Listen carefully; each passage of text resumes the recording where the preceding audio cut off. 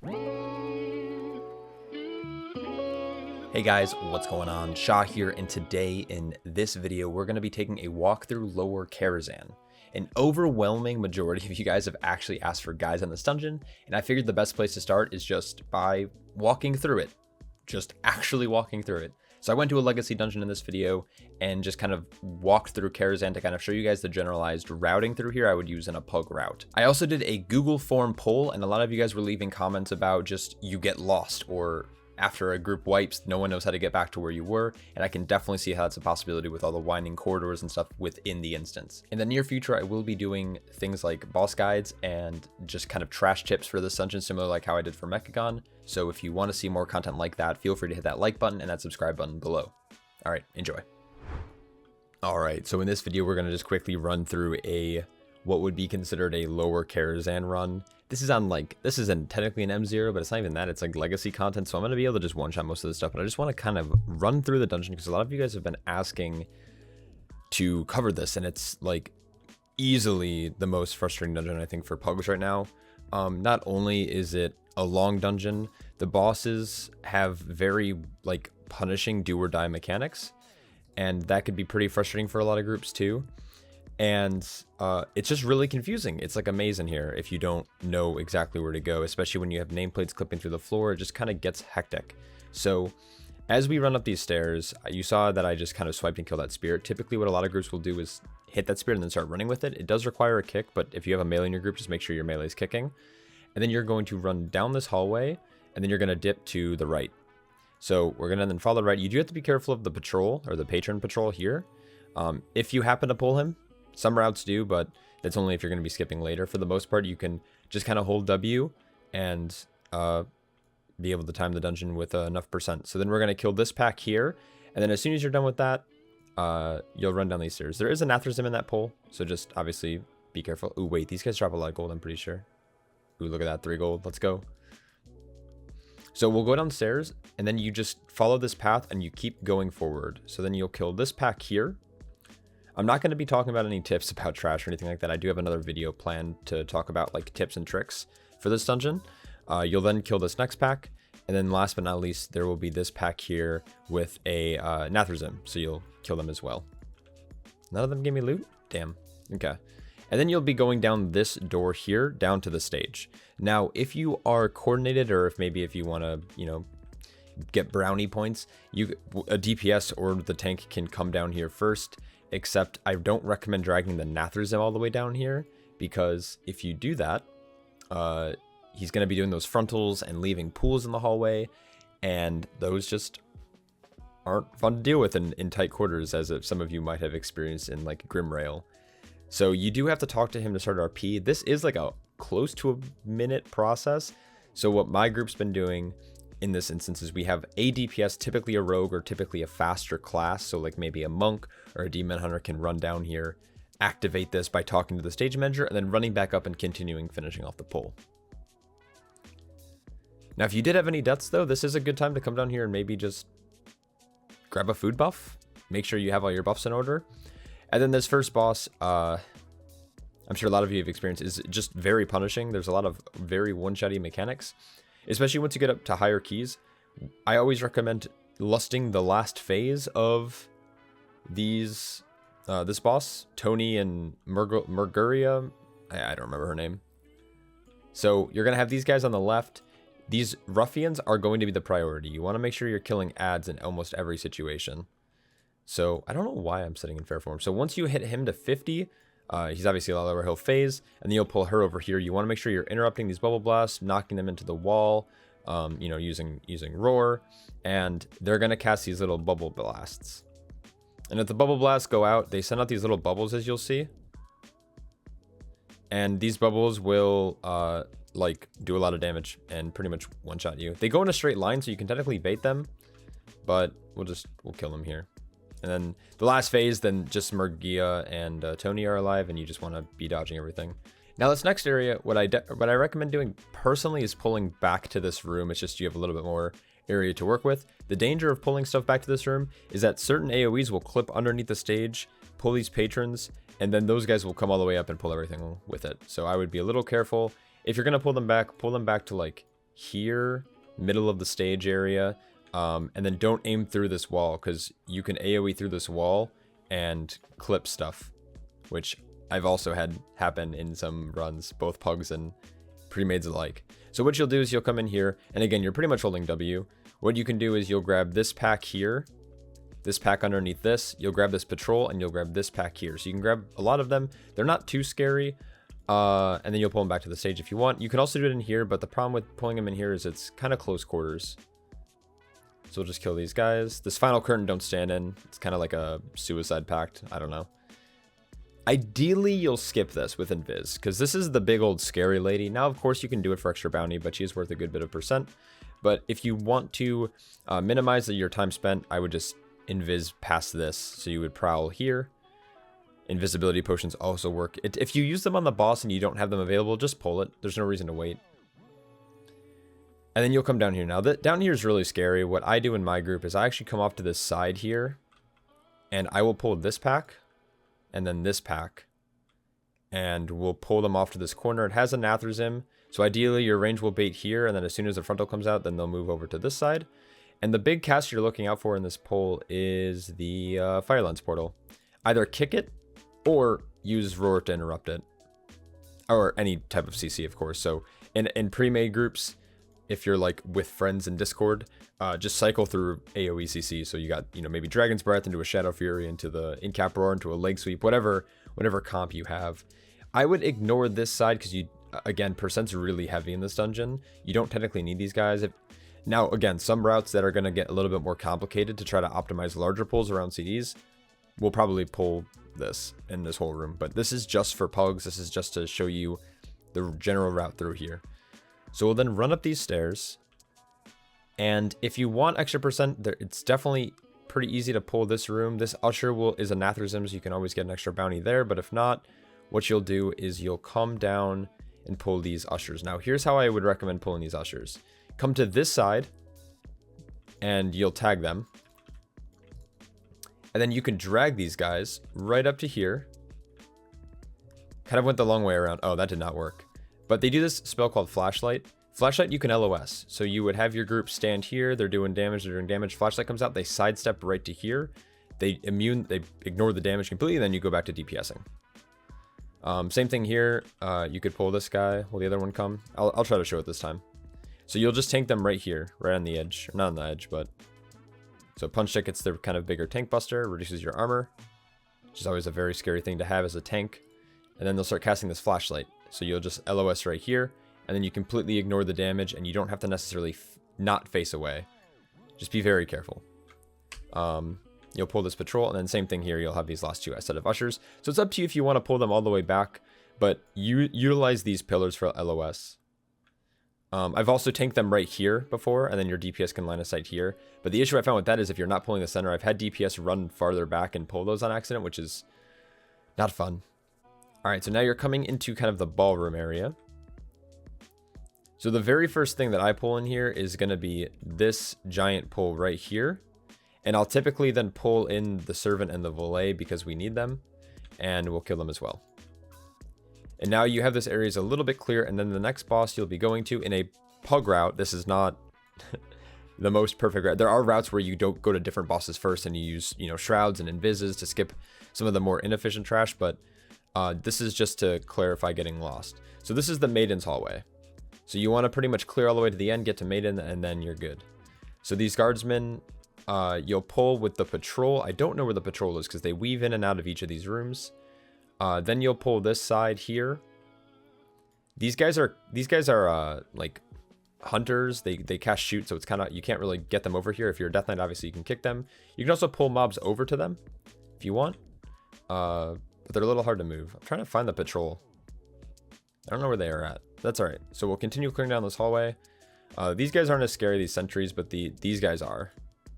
Because they do a scary frontal. This is the patrol, by the way. More often than not, based on speed, you'll find them in this hallway, so you'll just pull them in with whatever pack you're in. And then you'll do Maiden here. So Maiden general boss mechanics, run the sacred ground out. I can't put down a marker, so run it out to the edge. Tank, you can keep them in the middle. Make sure everyone in your group is spread about 6 yards or more. So range definitely need to spread out. She'll do Sacred Ground, then she'll do some casts with some kicks, Sacred Ground again, and then she does Mass Repentance. With Mass Repentance, you need to step into the pool to get a dot, and then you step out of the pool because then the dot won't reapply, but the dot's ticking. And the way to get out of Repentance is by taking damage. Now, another little trick this week specifically is Quaking can actually break your friend out. Now, obviously, you really don't want to be sitting on top of anyone, and you don't want anyone stunned because there's a pretty nasty burn phase you have to meet. But if someone really fucks up and gets stuck, you can break them out with Quaking.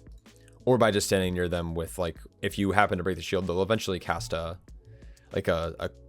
holy bolt or holy shock or whatever cleaves 6 yards in all directions. So you can just stand on top of them.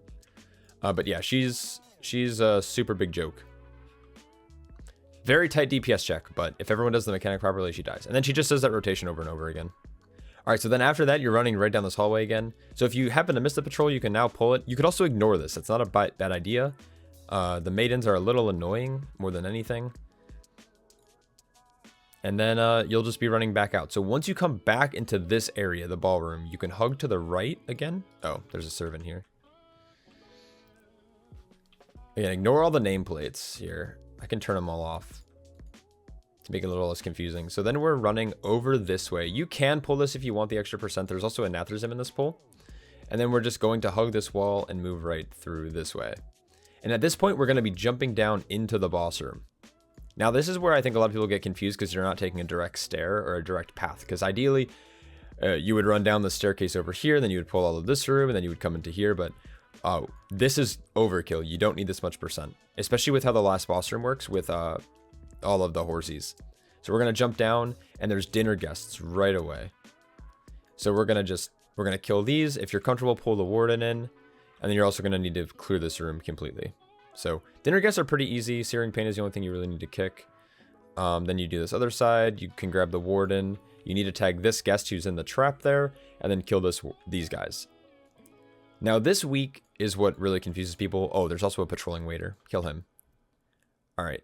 So now just think about this. You're just one level below. That's where you just were. The stairs to get back up is right over in that area. There's a staircase going up, but we're not going back up there. There's no reason to.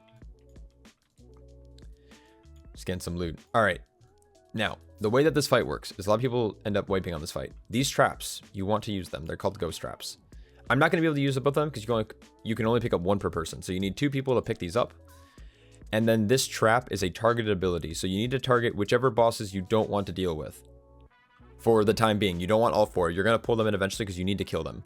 So what groups recommend doing is you want to throw a ghost trap at Millstipe on the left and Ference, who is also on the left. So the tank, I would throw it at Millstipe, and then someone else would throw it at Ference. And then you pull Morose, and then the start of the fight is very, very damage intensive because of how Druger and Darius use their abilities. One does a spinning whirlwind, and then one throws down a sword that does a whirlwind. So melee have to be super careful, and range need to be ready to move. And pop defensives, you lust on pull if you didn't use it for Maiden for some reason, and you just fucking zug these guys down. After we kill Morose, you can pull in Millstipe with a kick, or you can pull in Ference with a kick, but whichever one you pull next, you need to be ready for, because Ference is a giant, like, frontal AoE that will one-shot on these tyrannical keys. So most of my runs, we pull in Ference next, or third, and do Millstipe last, but last night in a 20, we did Millstipe first, and then Ference last, or a 19 maybe. So again, the order goes Druger, Darius, Millstipe, Ference, and then you can cleave down Morose. Morose gets really scary though once all his guests are dead. It's pretty much just burn him. Once these 2 are in, you pretty much want to cleave. So you prioritize these 2, and then you always focus Morose and cleave onto the other 2. And also I tank him kind of down here in the middle, because up here is weird with line of sight, and then also not on the table because of getting stuck on these chairs, right? Not fun. So we're gonna just zug these guys down. Doesn't matter. All right, so that's how that would work. All right, and now here. Now, how do we get to the next boss room? Now, the best way that I have found to get it there is you come over to this area, and you're going to pull this guest pack. You can tag them back. You can also tag this warden, and you're going to line of sight right here. And your group can kind of spread out around the room if they want. And then at this point, You should be around like the 77-80% mark, which is good. If you're not, you can pull one extra like pack here, whether it's a servant, whether it's guests. And then you're going to hold up against the right side here and go down these stairs. And this is going to the last boss area. And once you get down here, essentially you need to clear this entire room. If you pull the boss and there's trash alive, they will come to his aid. So you can segment this out based off of these walls here. So your first pull could be this charger and this charger. Now, of course, you have to be careful about how big you pull here because these chargers can get pretty scary with AoE damage.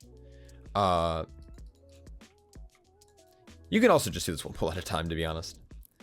So I also recommend clearing this front little section first and then pulling this side because it's kind of hard to, it doesn't wrap all the way around.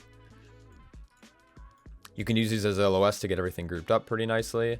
There's a Nathrazim in this pull, I'm pretty sure. And then you'll kill this corner too. All right, and now that we're done with this side, we'll head to the other side and we'll continue clearing. There's so much gold from this place, man. All right, so we'll continue clearing. Chargers go down, this pack goes down, and then this pack has a Nathrazim in it. You'll pull this. And at this point, you should be at about 100%. And if you're not, don't worry.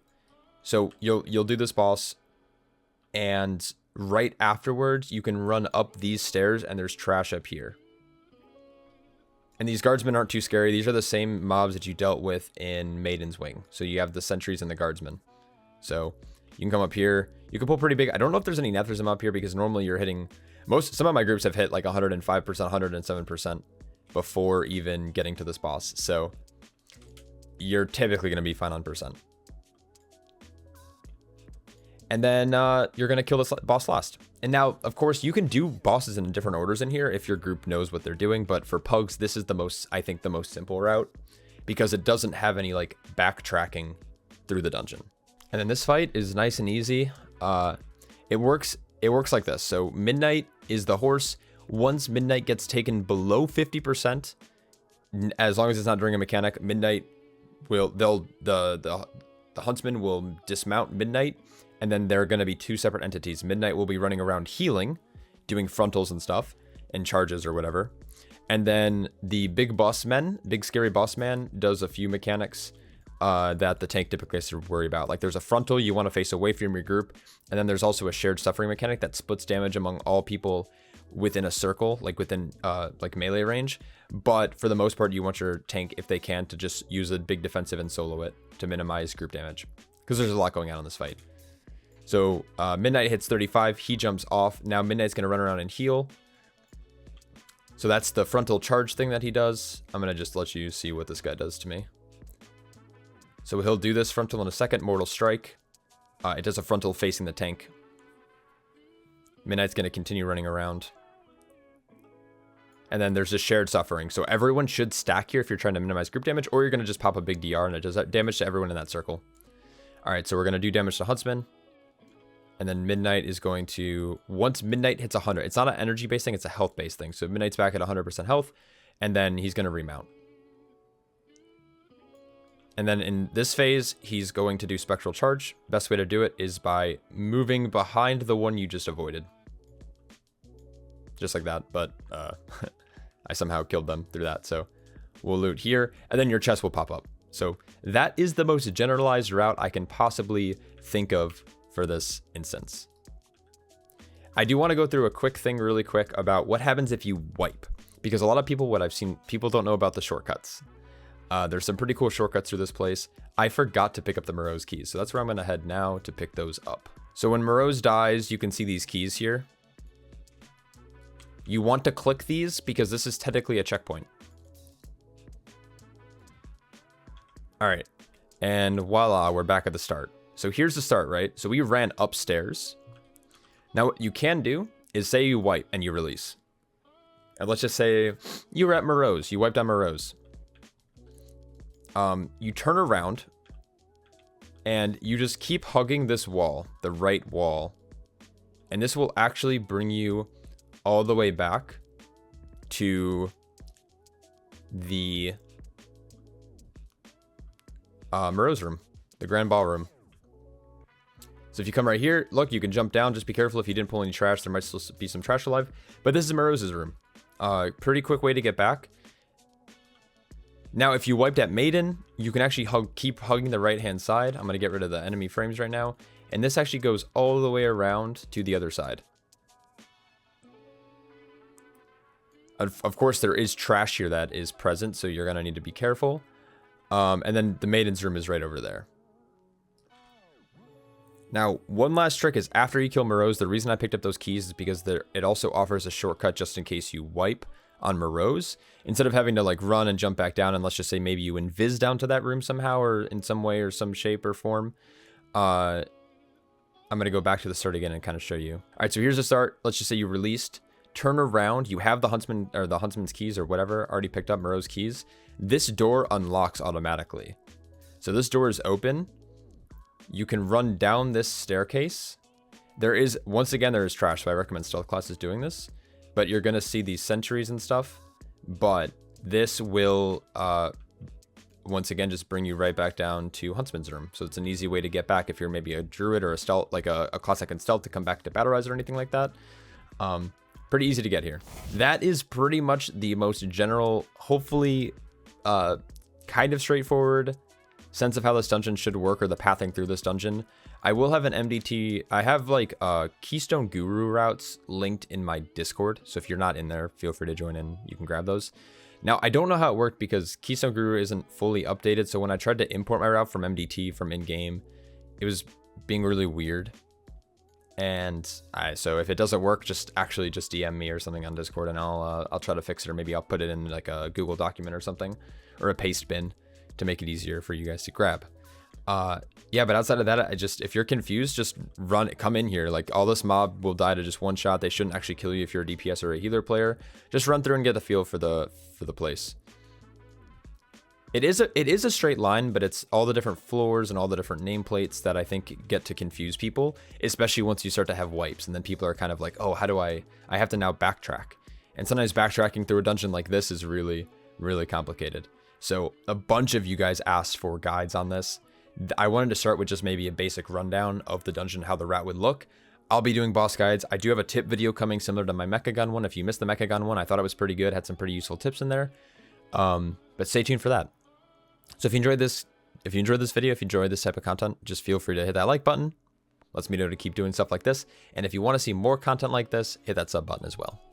All right, hope you guys are staying happy, healthy, good luck in your keys for the rest of the week, and I will catch you all in the next one. Take care.